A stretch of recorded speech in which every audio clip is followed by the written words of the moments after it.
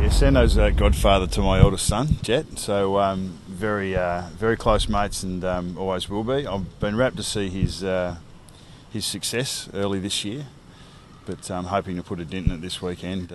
But no, we'll catch up at some stage. We might have a coffee at some stage leading into the game, but I don't think we'll be talking footy.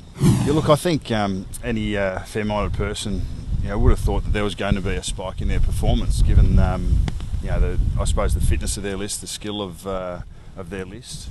But what Sando's been able to do is add that hard edge to their football. They're leading contested possession by 100 odd over the next team, and they're playing a quality brand of football that's pretty hard to beat. So they've been super impressive. Obviously, in the last 3 weeks in particular, knocking over Sydney, Geelong and Carlton. In 3 different venues they've displayed that on all surfaces in all states against all opposition. Yeah, look, they've got some good players in there. Van Berlo's been doing run with. Dangerfield's obviously getting a lot of press. Sloan and Thompson taking the next step.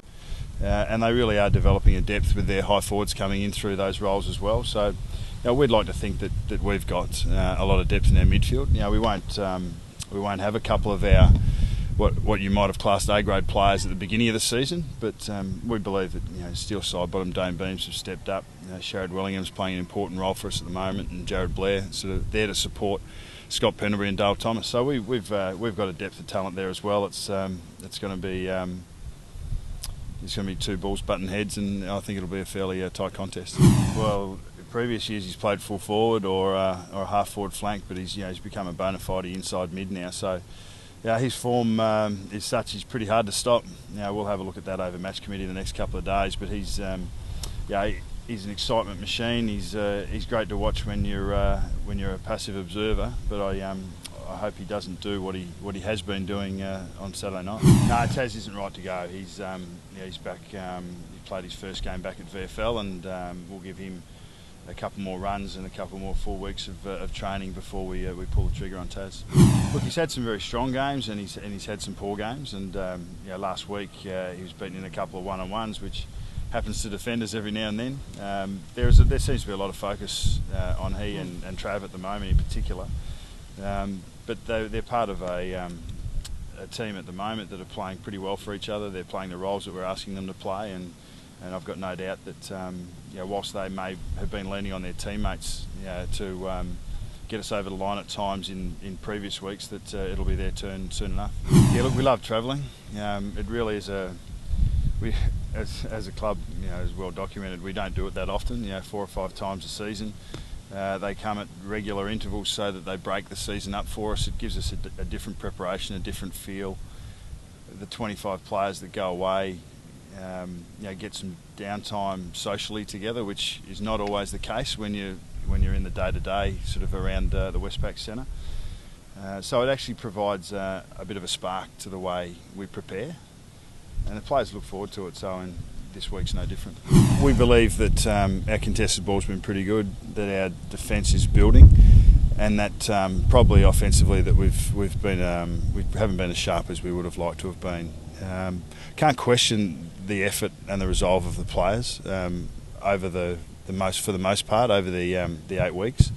But clearly right now we're focused on improving on our performances of the last couple of weeks and making sure that we play our best game of footy for the year this weekend, and that'll give us the best chance of getting the result. Yeah, well, he's played all 8 games, and going through the pre-season you would have thought that he would have struggled to get a game in front of Ben Reid, Nathan Brown and Chris Tarrant.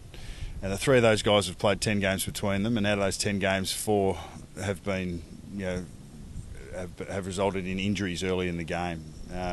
Reedy a couple of times, Taz once, and Nathan Brown a couple of weeks ago. So we actually haven't had a lot of luck with our tall defenders, apart from the fact that Keefe has taken the responsibility and the opportunity and really run with it. And he's been a godsend for us in many ways. There's good and bad in football. It doesn't all go your way and it doesn't all go against you. But the fact that Keefe stood up has been very important for our early season form. No, I think it's maturity. Look, he's a bit of maturity, a bit of opportunity, and a bit of belief. But that comes, the belief comes after the opportunity. I think he has played his role exceptionally well over the last couple of years, and really since he first arrived at the football club. He's a hard worker. He's probably the best at translating his running fitness into a football sense, and runs smart, runs well, uses the ball very well. He's no fuss, but we've just really enjoyed the way he's gone about his football. Couldn't be prouder about the way he's been able to convert his work into form. And that challenge is going to continue for him, because he'll get some attention in the not too distant future, and perhaps even this week. But if he maintains that work rate, that he'll continue to have an influence for us.